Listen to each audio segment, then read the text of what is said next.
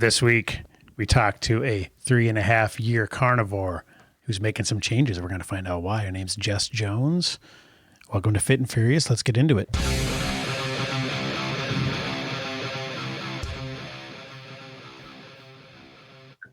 Welcome to Jess Jones. How are you? I'm very well, thank you. How are you? Good. And you are, I'm detecting a hint of an accent. You're in Mexico? I don't have the accent, am I? Mexico? Is that where you're from? No, I'm from London. London. Oh, that makes more sense. I was reminiscent. I was looking at your Twitter profile again, and I was reminiscent about. I spent 6 years in the military in the Air Force, and I was in Mildenhall a few times. So, about 80 miles north of you. Wow. So when was that? That would have been the mid '90s. And what did you think? Did you like it? Oh yeah, I liked it a lot, especially coming from Riyadh, Saudi Arabia, into Mildenhall, and everything was fresh and green, and it was in the springtime. So, yeah, it was pretty good. Yeah, I like it. Cool. So, Jess, you kind of came on our radar. We talk about carnivore a lot, you know, meat heavy diets, low carb. We've talked about all the different kinds of diets, and we haven't run into too many. And I'm mostly a carnivore myself, Dewey less so, but we haven't run into many carnivores who are kind of been doing it for more than, you know, a couple of years or days. Yeah, right, exactly. So it really kind of interested us. So before we launch into that, though, I kind of wanted to tell us how you were raised as far as, you know, what was your diet when you were a kid before you started making these decisions for yourself? I guess until I became a carnivore, I always had a very carb-heavy, starch-heavy diet. And interestingly, I grew up on a farm in Sussex, so near the south coast in the UK. And although I was on a farm and we had cattle and we had eggs and we had daily milk, I would say even back then, you know, typical 70s kind of kid, I was eating cereal for breakfast, porridge for breakfast, lived on sandwiches, lots of potatoes, we had corn on the cob growing in the field. So that would be a big part of our diet. So, and I remember my mum having, you know, one of those big bottles of like canola oil. We had an Argo, which is like, it's like a sort of big stove type thing. Anyway, and I remember her having a bottle of canola oil, and I think, God, what a tragedy that we were growing up on a farm, you know, with dairy products there, and she was using canola oil, like, you know. Right. Oh yeah. I know it's not polite to ask a lady her age, but you said a child of the 70s, and we're both, I'm 49, Dewey's 47. I'll be 48 next week. Be 48 next week. So. Oh, happy birthday for next week. I'm 49. Okay, so you're right in there too. So we're all of the same vintage here. So yeah, we had very similar upbringings. I mean, my grandma lived on a farm as well, and every time we went out to eat there, I can think back to like 4 or 5 different carbs on the plate, you know, breads, you know, some type of corn and potatoes and everything else. And bread and butter was every meal. Oh yeah. You couldn't get away from it. Yeah. And meat, of course, too. But when you look at the ratios, it was really, you know, the meat was a pretty small percentage when you think about it. So you were raised that way, much like us. Mm-hmm. And how was your, body fat percentage? Like what was, you know, would you consider yourself lean, or what was your status when you were growing up? So I always felt, you know what, I don't know how much I've weighed throughout my life. You know, I can't even remember as a kid if I was overweight particularly, maybe a little bit. But what I can tell you for sure is that I always felt really uncomfortable. After every meal, I felt bloated. I felt like I'd eaten too much. And I think because, as you're saying, you know, the same for me. I ate bread and butter, I think, with every meal. I don't know why we did that, but that was just part of what we ate. Yep. And I don't know if, you know, people talk about being wheat intolerant and all these kind of things. I thought, well, maybe I'm wheat intolerant, but I don't think that's just a certain proportion of people. I think that we're all fairly much carbohydrate intolerant, right? So I always felt, even when I went through, you know, periods as a child of not being overweight at all, I always felt bloated and overfull, if that makes sense. Mm-hmm. And it's that feeling. I have also lost weight, being a carnivore, but I think for me, the biggest benefit is that I don't feel that sense of bloating that I always felt up until that point. Did you have any other, to me, I always trace it back to inflammation related things. Like I had sinus issues, my eyes were always running. I had plantar fasciitis, all things you could kind of tie to inflammation. Did you have any other instances of inflammation related symptoms, any aches and pains and things like that besides the digestion?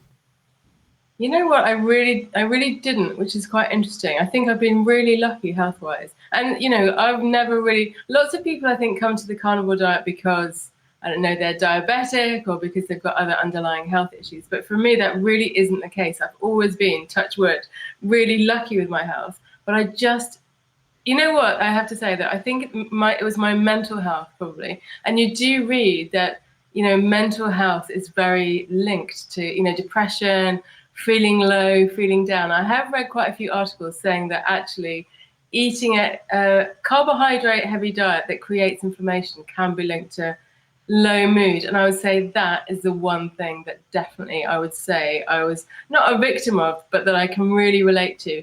I think until I became a carnivore, I was just like depressed, I've never taken antidepressants. I've never been on medication or sort of, had any mental health issues per se, but I always felt very low. And I think that was predominantly my diet. So that's exactly the next question I was going to ask, not to interrupt you, but yeah, because the mental aspects, and I've noticed the same thing when fasting or when just low carb in general, but particularly when fasting, you get that elevated sense, of total spiritual creaminess, like your brain is firing on all cylinders. Did you notice, how were you aware of that before you went carnivore, or was it more of an awakening when you went carnivore that, wow, this is what good is supposed to feel like? Yeah, I think that second one, I think it was just like an accidental byproduct. I never thought that what I was eating particularly was making me feel low or making me feel negative or, being a bit more of a pessimistic person. But I must say in the last 3.5 years, other things have happened in my life as well. So it's difficult to say this is definitively because of my diet, but I feel that in the last 3.5 years, I feel like a completely new person. I feel so much more happy. I feel more optimistic. I don't sort of dread going to work. I just feel, which is really funny for me because, and maybe this is sort of yet to happen for me, but so many of my friends are going through menopause. There's big hormonal changes for women in their late 40s. And I feel the opposite. I feel like, wow, I have never felt so good. I mean, obviously there's other things going on too, but on the whole, I feel great. So yeah, it was just a byproduct. I didn't think if I start eating predominantly meat, I'm going to feel great, but that has 100% been the case. Awesome. Yeah, I have a quick question. A lot of times when you hear people say, well, I tried keto or I tried carnivore, and man, I just feel so good now. Everything, that mental clarity, my body feels good. I'm firing on all cylinders. Mm-hmm. What I find fascinating about you, though, is when we hear those stories, a lot of times we hear people saying that, but then when you dig a little deeper and you peel away the onion, you find out that, well, it's because they're eating Twinkies and pizza and Mountain Dew and eating just trash, so they get rid of that piece, and then, of course, they feel better. But that doesn't sound like you. That sounds like your diet was pretty clean going into carnivore. Is that right? I'd say... I've always been really aware of eating processed food. So I would really try and keep processed food out of my diet. So if things come in a packet, there's that thing, if things have a brand name, then you shouldn't be eating them. So I have always tried to keep branded food, if you like, out of my diet, because that's one way of keeping processed food out, right?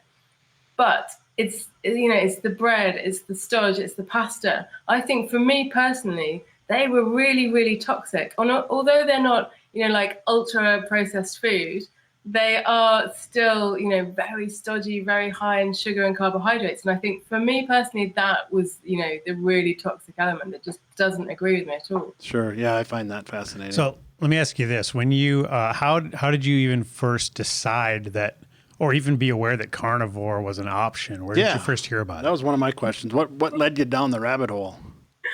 It's funny, isn't it? Because it is like that. You do just suddenly discover this thing and think, wow, do people really eat like that? Right. It seems insane when you first hear it. It's crazy. Still does. I was feeling pretty unhappy with myself, and I was going through a difficult time personally, and I started seeing a personal trainer around 2016, 2017. And he trained me on a physical level, but we also talked about diet. He was South African, and he'd read a lot of stuff from Professor Tim Noakes. He recommended Tim Noakes' books to me, and that really was the beginning of my journey. Okay. And then after him, I started reading Gary Taube and Paul Saladino, and on Twitter and on YouTube, you just come across more. Is this, as you say, a rabbit hole? And suddenly you're like, wow, I didn't even know this was a thing. Right. But it was very much Tim Noakes, who I still think his diet is very, very sensible. Yes. But that was kind of the beginning of the journey for me.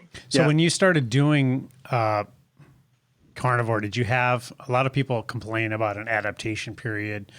Poor digestion, diarrhea type issues. Did you have any adaptation woes?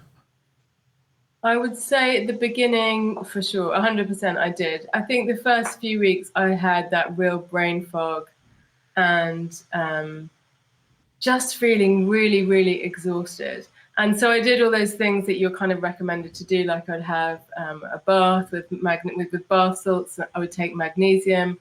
I'd try and make sure I had lots of salt, regular table salt in my diet. Electrolytes, I'd make sure I was drinking a lot. So that definitely helped. But I don't know if I did all of those enough or sufficiently, because at the time I still thought that salt was pretty much like this toxic thing that you kind of like treated with dread. And now I would, just eat a lot more salt if I went through that again. So I definitely felt low energy, brain fog, and just pretty shoddy for probably a couple of weeks, to be honest.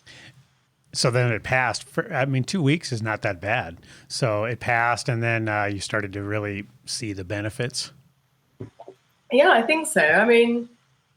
I just feel really, really good doing, I lost weight. I feel much more sort of clarity in my thinking. I feel a lot more focused. I'm a lot more energetic. Like I walk 7 kilometers every day. So that's 10,000 steps. So I do that religiously. So I always feel that I've had lots of exercise. I have in some ways when I start talking about it, because obviously I don't necessarily talk about these things sort of day to day, but, I don't drink any alcohol. I don't eat anything sweet at all. I do the exercise. I'm mainly eating meat with a few, little bits and pieces here and there. So for many people, I suppose that is probably quite extreme, but I do feel really, really great. And if ever I kind of go off track and I, have that piece of bread or have, a few spoons of pasta, and it really won't be more than that, I do start feeling those feelings of discomfort in my intestines, and that brings me down mentally. So I just know it's not worth really deviating from me. Were you tested for celiacs? Funnily enough, because my daughter recently, one of my children had to test for celiacs in the last couple of months, and I just bought a test off, somewhere online. I thought I'd just try it out, and I'm fine. I definitely don't have it, and I don't think I never really thought that I had it, but sure. I just think bread and wheat is probably not good for most people. Right. Yeah, especially in excess. People can tolerate it in different ranges. I think there's a spectrum. And some people aren't bothered by it at all, but some people are extremely bothered. And it sounds like you're kind of somewhere in the middle where it's just not optimal. And you do have more negative effects than positive effects. I was going to ask you this too. When you started doing the carnivore diet, did you get pushback from friends, family? I don't know if you were like in a relationship or anything, but people close to you, did they try to push back or say you're crazy or try to talk you out of it? That's a really good question. And it's one that's really difficult to answer for various reasons. I suppose firstly, when I started out, 3.5 years ago, whatever, I didn't think, like, this is me for the rest of my life. I was just, I thought I'll try this out for a few days and I'll see how it goes. And, at that point, you're never really kind of announcing it to people. You just, people just realize that you're only eating steak or that you just have chicken when you're out. And I must say, I've never really, although funnily enough, I do have my YouTube, my channel on YouTube where I'm talking about this all the time. I don't talk about that to my friends that I'm seeing day to day. I just think, it's not like two separate lives, but I think I don't want to bore. One of the big things is I don't want to bore people with it, because I think it can be really dull hearing about someone's kind of like, being evangelical about, their lifestyle, what they're doing. And I think I don't want to be that person who's saying, oh, you should only eat meat because I've done it and look at me and yada, yada. So I don't really talk about it all that much. You know what? So you don't want to be a reverse vegan. That's how we know you're not vegan. Yeah. I definitely do not want to fall into that camp, because I just think it's dull, right? And it's not for everyone. I think for me, it has worked really well. I feel really great on it. But I think the pushback that I do definitely get from friends is, if I eat bacon, for instance, at every mealtime, which I definitely go through phases of doing that, then it's really bad for my health. And I know that they've only got my best interests at heart, but I just disagree. I think it makes me feel good. I like the taste of it. I really think eating bacon, even if I'm eating it 3 times a day, is better for me than having bread or toast or crumpets or whatever it might be 3 times a day. I really fundamentally believe that. So 2 questions. Are they saying bacon is bad because of the fat, and they just have the kind of old school hypothesis that the saturated fat is going to clog your arteries? And number 2, what the F is a crumpet? Pastry, dummy. You don't know what a crumpet is. A crumpet is just like some kind of, it's halfway between a toast and a cake. I'm from North Dakota, so I have no clue what that is. You have to excuse him. He's very uncultured. On the bacon thing, they just think it's saturated fat, going to clog your arteries. Is that the... I think that's part of it. And I tend not to read any of the negative news, or any articles about the bad things about bacon or meat in general, because I don't necessarily want to know. But I think there is stuff about nitrates, is it, in bacon? Or there's something, I think also bacon being smoked. A lot of the time people are nervous about smoked food because that's carcinogenic. I don't know what people's specific issues are around that, but I think we are definitely indoctrinated. Definitely in the UK. I don't know about you guys, but in the UK, we're indoctrinated to believe that meat is pretty much terrible for you in every way. It's fat, blah, blah, blah, so many reasons. They're trying to do that, but that's why half the reason we started our podcast was to try to present the opposite viewpoint and try to resist that. So I'm sorry, go ahead, Dewey. I don't want to jump ahead on you and step on your touchdown call here, but I'm fascinated, so I'm going to jump to it right away. I want to know more about, because I'm a firm believer in anyone that needs to lose weight or is in an obese situation, that they need to drastically reduce, if not eliminate, carbohydrate altogether. Mm-hmm. But I'm also very pro carbohydrate in terms of athletic performance, right? Especially in the anaerobic pathway. Not necessarily the aerobic pathway, because that's a fat oxidation pathway. So I'm okay there, but I really struggle with when you get anaerobic and not having glucose stored. But the problem is, getting back to that bacon part, is I think the problem where we run into is when we mix the fat and the carbohydrate at the same time. It's not the fat, it's not the carb, it's both together at the same time, because you're confusing your body with 2 energy sources. Mm-hmm. When really, if you're metabolically flexible, you can use either or, but you just shouldn't use both. Anyways, the point of what I really want to know is, what made you recently say, you know what, I should probably add some carbs? The thing is, I'm quite inconsistent as a person. I guess I was fasting for I did a fast back in February where I fasted really successfully for 7 days. And then That's good, by the way. I tried to fast more recently, and I fasted for about 3 days, and I just felt like some salad. It was a really weird feeling. I thought, I feel like some rocket, which I think you guys call arugula. Yep. I feel some of that with some balsamic and some, some olive oil. And I just thought, because I think when you're fasting, I don't know if you guys fast at all, but it really clears your palate, and it just makes you think about things in a very different way. And that's really what I felt like. So I just went with that feeling, and I had some salady bits and pieces for a few days. And I think, that was enough. Sure. It it doesn't really agree with me. I found my digestion was like sluggish, let's say again. I feel when I'm just eating predominantly meat with some cheese, that is when my digestion feels absolutely amazing. That I feel no discomfort. I don't feel like I've got a slow digestion.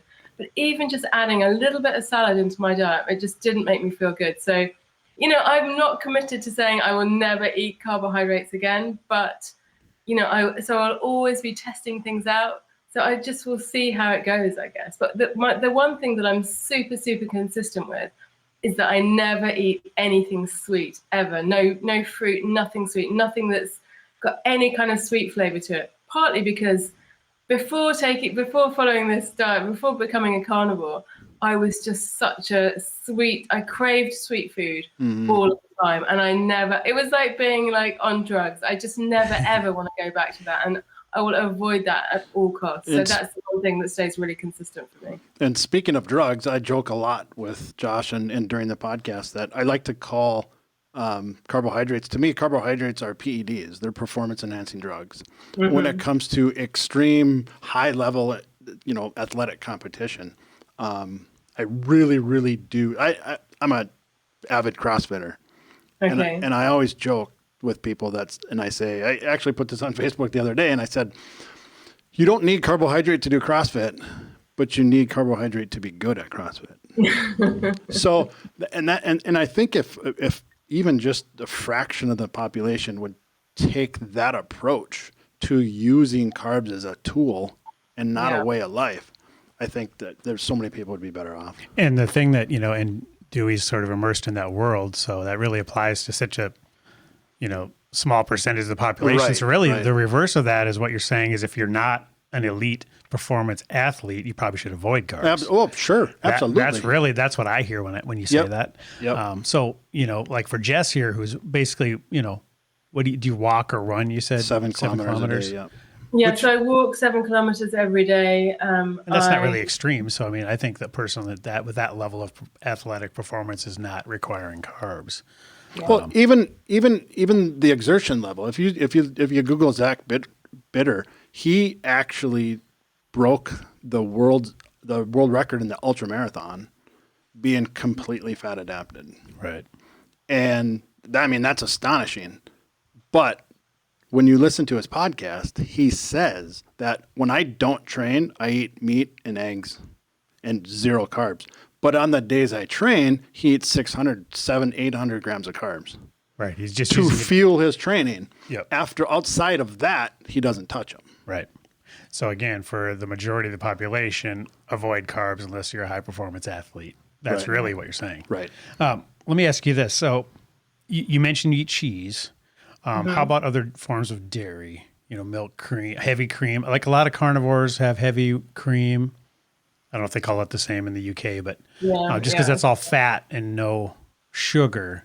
So do you incorporate any of that or? So I do. I mean, in an ideal world, to be completely honest, I wouldn't. I think my body really suits meat and eggs and some fish as well. But I find cheese and dairy things, they're like an indulgence that I really enjoy. So I will either have cheese. I pretty much have cheese after. I'm eating 2 meals a day at the moment, so I have cheese, just a very small amount after every meal. And if I'm not doing that, what I'm doing at the moment is I'll have like some cream, like some heavy cream, just like a tablespoonful of like heavy cream. Sure. Okay, so pretty limited. So getting back to and I was going to ask you about what you're eating in a typical day, and it sounds like you're doing 2 meals a day, and so that's sort of time restricted feeding or intermittent fasting. Yeah. And you do more extended fasts. How often and how long typically? So just to talk about the daily thing, I've always really struggled to do any day-to-day fasting, and I've talked about this on Twitter and elsewhere a lot. I'm a real 3 meals a day person as a general rule, but over the last few weeks I thought, right, I really want to try eating within that sort of 18-hour window or within the 6-hour windows and fasting for 18 hours. So I've really tried to not eat breakfast, and I'm just having my first meal at 2 o'clock in the afternoon and my final meal of the day at 6 o'clock. And for the first time ever, I think that's working really well for me. And in terms of extended fast, at the beginning of the year, so back in February, I did it for the first time in my life. I did a 7-day fast. I really, really loved it. I felt amazing. Mm-hmm. I'd never done any kind of extended fast at all. And you went right into 7 days. Holy crap. The thing is, I'm quite a black and white, but I'm quite an all or nothing person. I don't understand that type of thinking. Yeah, we're the same way. So did you just say, I'm going to go as long as I can, and that was as long as you could, or did you set out to do 7 days when you started? I set out to do 7 days. Wow. Because I think, why isn't it achievable? I know that I have sufficient body fat, to keep me going for 7 days. So the only thing that makes it unachievable is the mindset, right? Yep. So it was only going to be the mindset that would prevent me from doing it. So I just thought, right, I need to start with thinking that, this is going to be a 7-day thing and just stay really committed. And for one reason or another, I just managed to do it. And I thought, interestingly, I kind of had a feeling that if I tried to do it a second time, it would be harder. And it definitely was. But then was that because I was just expecting it to be harder? Mm-hmm. I don't know. But it's like childbirth. I will do another 7-day fast. And one thing to say on this, I did not do it to lose weight. I really didn't. And I really don't want to promote fasting as a weight loss tool, because I think especially for women and for young women, that's a really slippery slope. I did it as a challenge, an experiment to see how my digestion reacted, to see how my skin, just as an experiment. I really did not do it to lose weight. And I did lose weight briefly, but then, you get back into your normal eating pattern, and those 5 pounds came back on. But I just really enjoyed the feeling of doing it. I just wanted to experiment. It's funny you say that, because a lot of people approach me and they said, well, Dwayne, should I be fasting? And I'm like, one of the initial questions I ask every single time is, do you have a history of an eating disorder or disordered eating, period? And if they say, well, in college, I'll interrupt them and say, nope, it's not for you. Yeah. But back to the 7 days, I've done 48 hours frequently. Mm-hmm. And that's enough for me. But 7 days, what was your regimen as far as supplementation? Did you do anything outside of electrolytes? I did electrolytes. I did drink a lot of herbal tea. So some people are really puritanical and say, look, if you're drinking herbal tea, it's not a proper fast. But also, it was February. It was pretty cold here. Sure. If I was just drinking cold water, I suppose I could have just drank hot water, but I really needed something just to kind of get me through. So herbal teas, I was drinking a lot. And I was just having electrolytes, and that was it. And so a few people said to me, why don't you have bone broth? But for me, that's too far, into actually eating food. So I just, tea and electrolytes. Yeah, a lot of people like Dr. Sachin Panda. I don't know if you've heard of him, but him and Rhonda Patrick do a lot of podcasts together. You should you Google them. I put them in the show notes.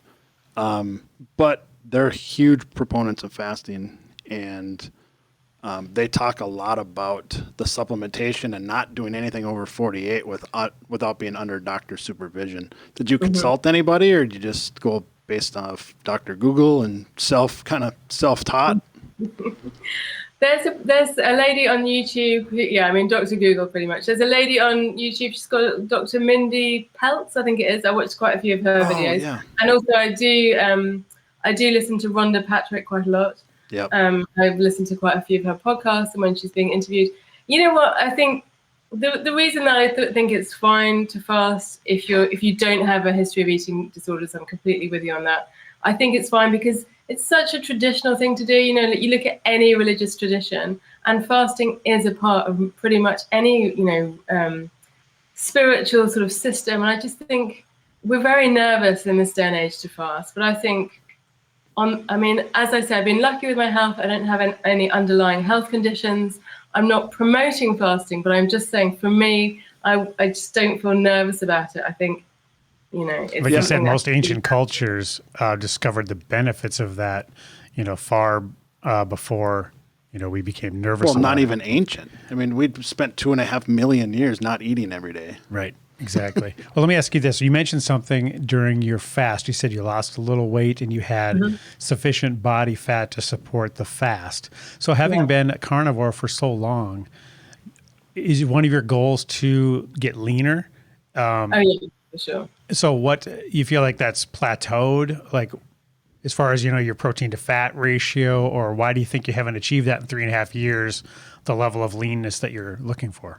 Oh, I mean, do you mean I want to be more lean now? No, I'd say that originally I definitely came to carnivore as something to lose weight, but going on a fast was definitely not to lose weight. It was purely an experiment and to see how I felt.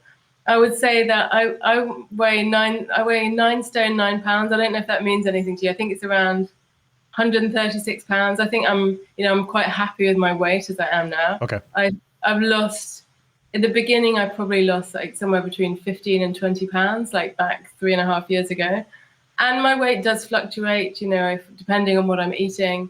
But I definitely wasn't fasting as a sort of weight loss, Right. But I was just asking, as far as the 3.5 years of being carnivore, if you had achieved the level of leanness that you were striving for.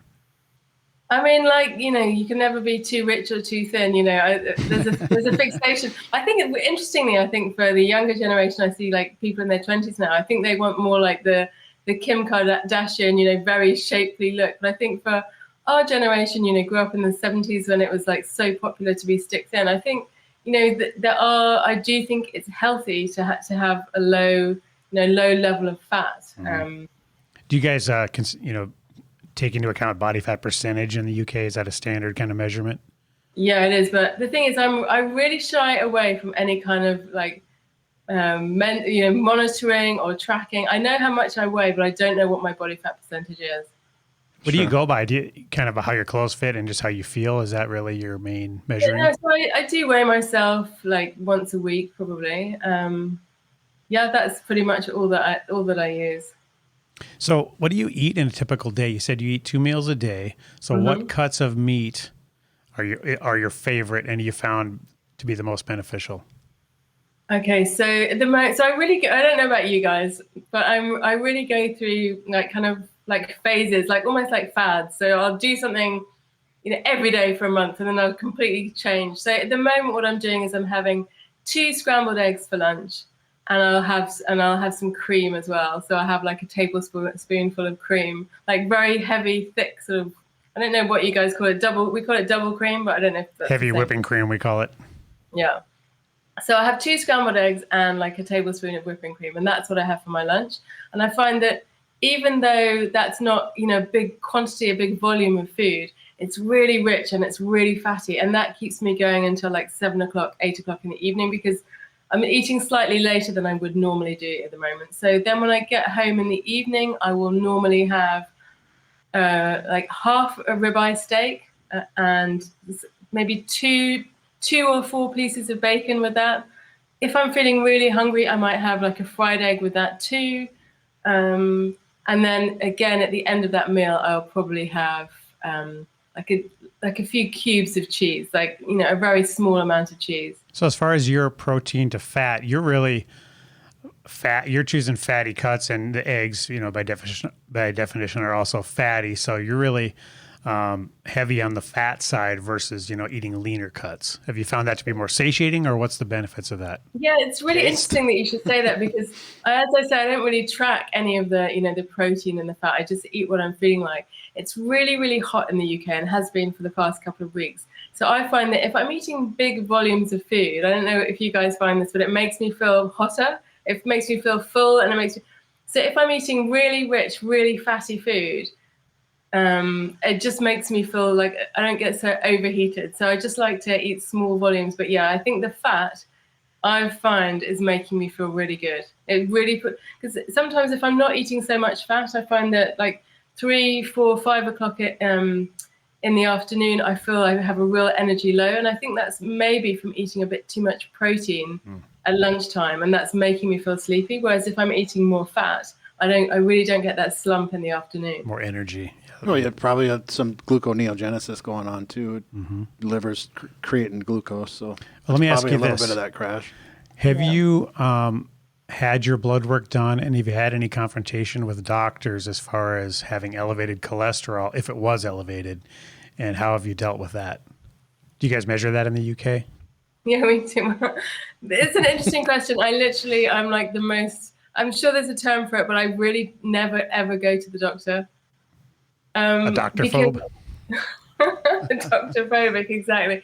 I don't really buy into the sort of the way that medication is handed out. I don't like that approach. That's not what I want for me or for my family. I think and also, just to reiterate, I am in a very lucky situation that I've been lucky with my health. But I really think for most things, there is a nutritional way to deal with it first and foremost. Not to say I would never take any medication, but I really try to avoid it. So, on your question, I haven't had any blood work done. If I do feel like having the test that we talked earlier on about, like the celiac test, I will just order it online and do it myself. Sure. And you can handle things out. And of course, I do go to the doctor from time to time, but the last time I went was probably several years ago. I can't even think when I went to the doctor. That's smart, because when I went and got my blood work done as a mostly carnivore, my cholesterol was elevated. And of course, he pointed that out as a problem and basically said I was on the road to probably needing statins in the future, which I, disagreed with vehemently. So, but most people would just say, okay, and then get the statin prescribed, and then just on the road they go to Statinville. So another question, what about the poor animals? Why do you want to kill them? You know what, my only comeback to that, or, one of the things that really irks me about that whole discussion about the poor animals is, if you're a vegan and, you're eating food, any kind of crops, how many billions of insects, have been killed in the production of that food? And I think, people forget that about insects. I just think, we've almost made bees extinct, haven't we? So I think we vegans think about, the cows, the big animals, but what are, all the insects and other wildlife that is killed during, any kind of agricultural, production is huge. So that's my only counter to the poor animal argument. I don't know what you guys say. I say that all the time. And Josh is big on he's actually starting to save the rabbits and insects movement, but I think it's more important. Have you seen the documentary yet, Kiss the Ground? No. Oh, it's so worth a watch. But anyways, I think what's more detrimental to the mass producing agriculture is the amount of land that's getting tilled up that's not in vegetation, and that's what's creating all the CO2 that's contributing to the greenhouse effect. That's contributing to global warming. It's not cow farts or diesel engines. It's the lack of vegetation creating CO2. So that's a really, really good watch. It's on, I think it's Amazon or Netflix, but yeah, it's really good. Speaking of that, what about, we hear this environmental argument as well. What's your response when people say, well, all that meat production is horrible for the earth. Don't you love the earth? Yeah. Well, this documentary will support that theory. Right. I want to hear her. I think my view on that is, again, the reason that I haven't really addressed this on my YouTube channel is I think it's such a complex issue. But my understanding of that whole discussion is that when you're comparing, crops versus animals being, produced, that you're not really comparing like for like. So I don't know how many, if you killed a cow, how long could you survive on that meat? I think it's like a year or 2 years. It's a really long amount of time. Whereas if you eat cabbage or, apples, how long is that food going to keep you going? So I think when those comparisons are done about livestock versus crops, I think that the way that those two things are compared is not done in an accurate way in terms of what volume of those, what volumes of those two quite different things you need to eat. But I think it's I don't believe that cow farts and, livestock is creating the volume of, CO2 or, whichever gases that people claim. I can't believe that for one moment. Some might say they have an agenda when they're producing those studies. Some might say they're biased or possibly have an agenda. Yeah, I think they're nonsense too. Awesome. Well, so you mentioned let's get into exercise and working out. You mentioned you walk 7 kilometers. I'm going to have to Google what that is. 5 miles. 5 miles. But do you do any sort of resistance training or lifting besides the walking? No, I have to say I don't really. I was doing yoga every day for quite a few years, but I'm just not doing that at the moment. And I'm aware that I've just started doing Pilates, Pilates Reformer. So it's on the machine, and that's I've only been doing that for 2 weeks. but I'm very aware that I should be doing some work to develop my muscles. So, what do you guys do? I'd be interested to hear what your recommendations are. Well, I bench like 500 pounds. I don't know about old Dewey here, but no, we lift. We lift. I'm sort of a beginner lifter, but yeah, we're trying to build our muscles mostly for vanity. I think lifting heavy weights is the fountain of youth. It's the secret to longevity. I don't know if you ever listened to or followed Dr. Peter Attia, but I have heard a few of his podcasts. Okay, yeah. And he always says that muscle mass, lean body mass is the fountain of youth, because losing lean body mass, losing muscle is literally the act of dying. Okay. I mean, you're withering away. You're physically dying by losing your muscle. So, it's a huge. It's equally important in my life as the nutrition piece. And at our age too, I think I forget the exact stat, but I think it's something like 15% of your lean muscle mass disappears every decade. So really, being at our age, same age as you, we're trying to counteract that natural effect. And the only way to counteract that is by lifting and producing more lean muscle mass, or at least maintaining the same amount. So yeah, we're pretty big on that. And do you have in terms of creating muscle, do you need to lift every day, or what's the protocol? Is it like 3 times a week? I do every other day, and that's a whole rabbit hole. Super individualistic. Yeah, but I mean, even if what I tell people is who have never done anything, if you just every morning do as many push-ups to failure, even if you just start doing that, and air squats, or if you have a chin-up bar and do as many chin-ups. Just to tell my story quick, I started in January I could do 6 chin-ups. Now I can do 21 as of this morning. Wow. And that's how many I can do to failure. So it's progressive overload. So your muscles have to adapt to that stimulus and grow to meet that higher demand. So even if you just do that, that'll possibly counteract at least the decline that's going to happen naturally. And then if you want to gain muscle and have more muscles on your body, then you have to hit the gym. There's actually an article yesterday in the New York Times about having the lean body mass, the increased lean body mass, and what it does to the fat burn. Yeah, I mean, it burns more calories too, just naturally at rest too. So that helps with people that are trying to get leaner. The thing is, I think for me the issue is I'm so weak. Well, I'm not that weak, but my upper body strength. So in trying to do anything where you're talking about chin-ups, I'm just thinking I don't think I could do one. So going from not being able to do it to being able to do 21, it's it just seems like such a mountain to climb that I'm like, right, I still can't do it. How do I get to being able to do one? You know what? You start with get one of those bands so you can do an assisted chin-up.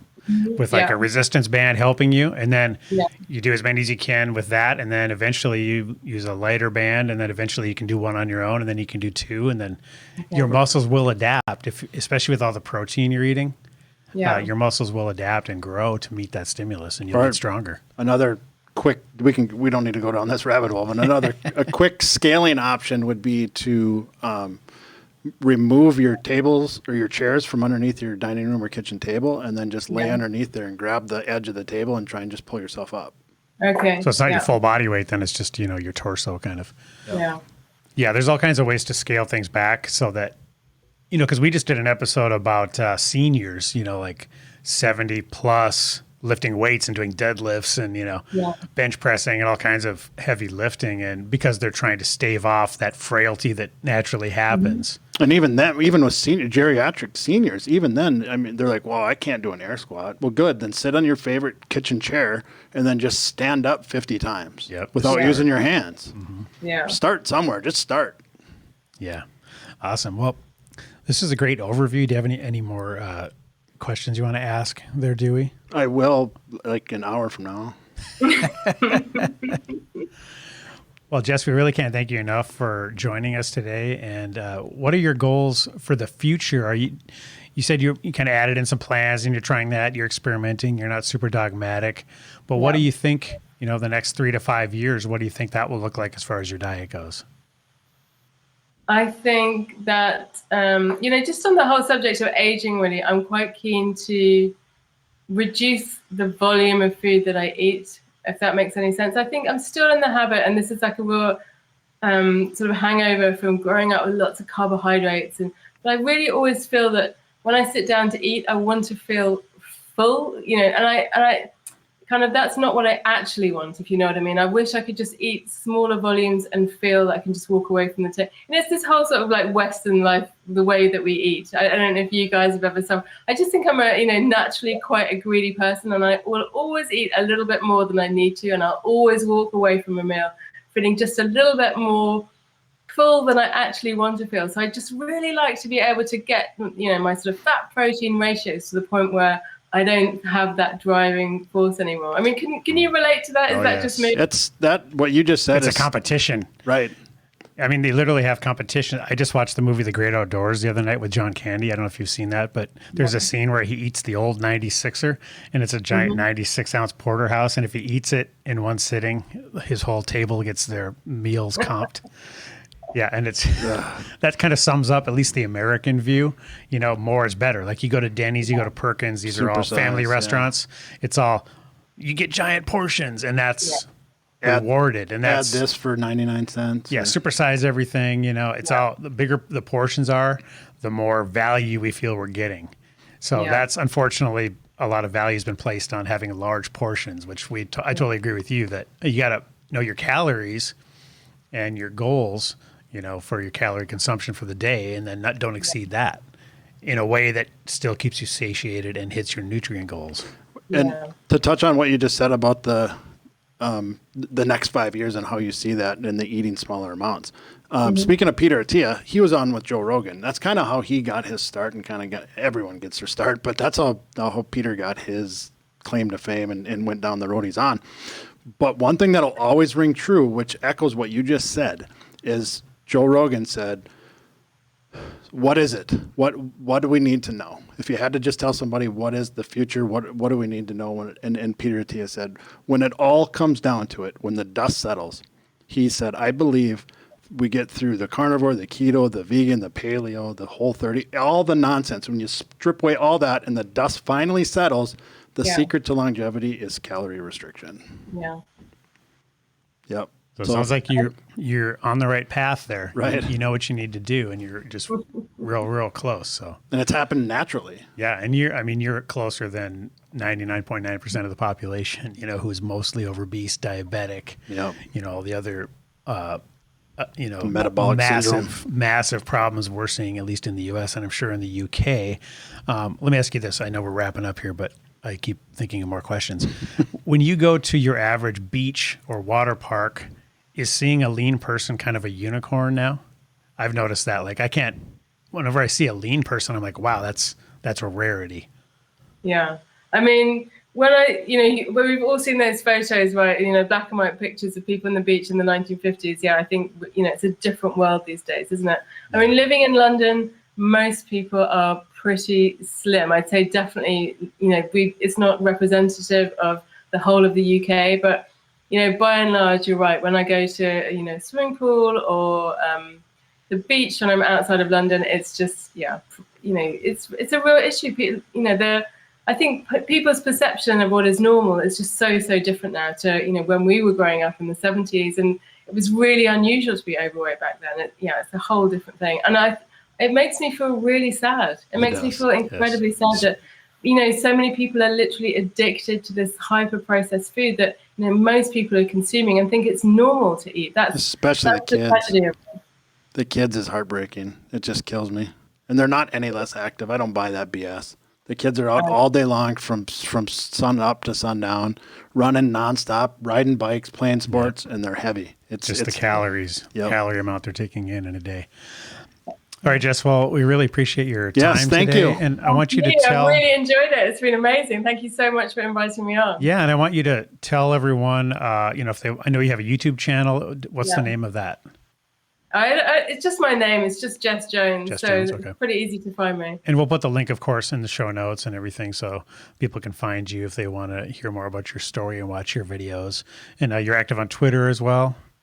Yeah, I'm Jess Jones LDN on Twitter. Yep, so, perfect. And we'll put the link on there for that. And everyone else out there, make sure you're sending us emails at info@fitandfurious.com. If you have questions, watch on YouTube, check out the valuable visuals and weekly extra content. Check us out anywhere audio podcasts are found. Please subscribe, rate, review, and share.